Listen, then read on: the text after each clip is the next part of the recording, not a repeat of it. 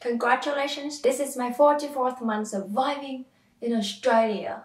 So today, let's sit down and reminisce about the first few days that I set foot here. Just a little bit of background information. I was born and grew up my entire life in Vietnam and then came to Australia to study. Before Australia, I had never been to any Western country, and the most Western country that I had ever been to back then was Singapore. So let me tell you, my first few months here was pretty wild. Just a disclaimer, I live in Brisbane, so my entire Australian experience is more like urban Queensland experience. It could be totally different in other parts of Australia, and I'm very well aware that Australia is a huge country. Cities are millions of light years away. So if you find what I said different from what you experience, it's fine. Don't panic. I assure you we still live in the same reality. Australians love small talks. Coming from Vietnam, we will only stick to talking to people who we already know. I wasn't prepared to handle all those small conversations popping up everywhere from uni campus to coffee shops. I was super weirded out. In Vietnam, my only experiences with those conversations with random strangers always turned out to be a scam. So when a lovely friendly Australian said to me, "Oh, I like your t-shirt," my defense mechanism was like, "What do you want from me?" I used to have a part-time job as a waitress in the first few months I was here, and the first lesson that I learned was to smile and to be chatty with every customer. I have to say that Australians are the most friendly people that I've ever encountered, and you can really feel this vibe when you walk into any service. People greet you like they have known you for years. Okay, so let me demonstrate how I would take order from a customer. "Hey, how you going? Great? Yeah. Would you like to order some cold drink first? Today is such a hot day, isn't it? How's your kid? Uh-huh. He's doing well? Yes, yes. I have the same problem. I hate summer." Number 2, Australians are super positive. They always say things like, "Oh, great, amazing, beautiful, fabulous. Go for it, why not?" If you're not used to these kind of expressions, you may have the feeling that they are fake or they do not mean what they say, but I assure you they are very, very genuine people. It's just a culture thing. So if you come from a more conservative culture, you may take down one notch what they say. For example, if they say, "Oh, it's fine, it's okay," it means that it's pretty bad. When I say it's good, mean it's When they say it's amazing, fabulous, it means that yeah, it's pretty good, you know. Number 3, Aussie vocabulary. I swear my English wasn't so bad when I first arrived here. However, I had a hard time getting used to all of the words that people use here on a daily basis. Accent wasn't so big a problem for me because I live in an urban area.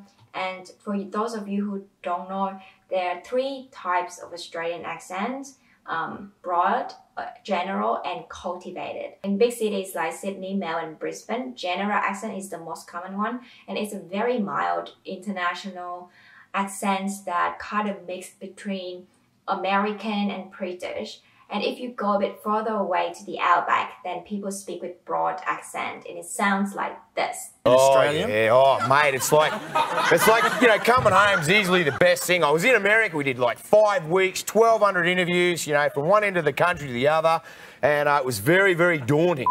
Cultivated accent is very close to British, in my opinion. It's perceived as high class and posh accents. Okay, so what is it about Aussie vocab? Oh boy, I don't know where to start. Aussies love shortening words.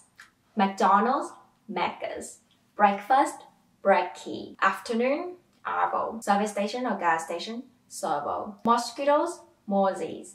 Barbecue, barbie. Kangaroo, roo. Conversation, convo.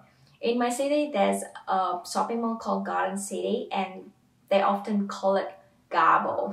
Besides shortening words, they also call things in different names. For example, candies are lollies. Lemonade is actually Sprite or 7-Up. I was super confused when a customer came into the cafe that I walked in and ordered a lemonade, because I understand lemonade as in when you squeeze the lemon and you put some sugar in it. Pharmacy is chemist. Liquor store is bottle. And then the container where you put cold things in there to keep it cold. I don't even remember the American term, but here they call it esky. Americano, long black. Espresso, short black. If you talk to one Aussie, you're fine. But if there are 2 or more Aussies, you're gonna have a hard time figuring out what the hell they're talking about. Number 4, wages and rent are in weekly term. Here in Australia, if you have a part-time job, most of the time you will earn your wage on a weekly basis, and you also have to pay rent on a weekly basis. And now I'm kind of used to thinking about my expenses on weekly basis. So when I talk to my parents or my friends in Vietnam, I have trouble thinking in monthly term. Number 5, healthcare. In Vietnam, if you have some kind of common illness, for example, cold or fever or some kind of infection, and you can go straight to the doctor and they will prescribe you medicines. And if you know that you have some more serious problem, for example, your bones or your blood or your brain or whatever, you will go straight to the hospital. However, in Australia, whatever illness that you may have, even depression, you have to go to a general practice. And in GP, if your problem is a bit more serious, then they would refer you to a specialist or a hospital. So it could take a couple of weeks for you to get the right diagnosis and also the prescription. At first, I wasn't really used to this system because I felt like, man, I know that I have some problem. For example, let's say depression, why do I have to go such a route? Why couldn't I just go straight to a psychologist or a psychiatrist? But yeah, now I just get used to it. Number 6, toilet paper. In Australia, you can flush toilet paper. However, in Vietnam, you cannot. I guess because of the sewage system in Vietnam is not designed to handle such thing.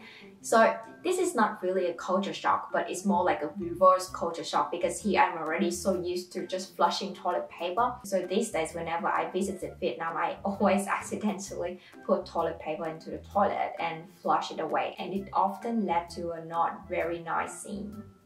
Yeah, do not flush toilet paper in Vietnam if you ever go to Vietnam. Number 7, bus culture. In Vietnam, when you get onto the bus, you have to be very quick. You have to be kind of even barge on the bus at the same time with other people. I don't know why, but I feel like buses in Vietnam don't really have time to stop at each stop. So many times the bus kind of goes slowly like this at the stop. So people have to run after the bus and jump onto the bus. However, in Australia, it's pretty chill. You have plenty of time to get on and off the bus. And the thing is, you have to line up to get on the bus. And if you're in front of the line, then you have to kind of step away for the people in the bus to get off fast, and then you can get on. And another thing is that when you get off the bus, you often say thank you to the bus driver. Some people, instead of saying thank you, they can just say, "Cheers, mate." Number 8. Shops close very early in Australia, or at least in Brisbane. Besides supermarkets, which open until 9 p.m. during the weekdays and 5 p.m. on Sunday, other shops close very, very early, like 5 p.m. You don't go out at 10 p.m. and expect to have some fruit store open. This is kind of sad because I kind of miss that bustling nightlife in Ho Chi Minh City. Number 9, cafe culture. In Brisbane, besides Starbucks, I feel like a lot of coffee shops don't welcome you to sit down for hours to work. I don't know about Sydney and Melbourne, but here in Brisbane, people walk into a cafe, order a coffee, then sit down for like maybe 1 hour, finish the coffee, and then leave. So whenever I want to work in a cafe, the only place I could go in Brisbane is Starbucks. And that is kind of sad because I really miss this cafe culture in Ho Chi Minh City. And another thing is, not all cafes here have Wi-Fi. In Ho Chi Minh City, you can just literally go to any place and then you have Wi-Fi, but it's not the case here in Brisbane. And if you go to boutique cafes here, they often close very early, like 2 p.m., 1 p.m., 3 p.m. And I guess people are not expected to have coffee after 2 or 3 p.m. That's it for this video. Thank you so much for watching, and I'll see you in my next one. Bye bye.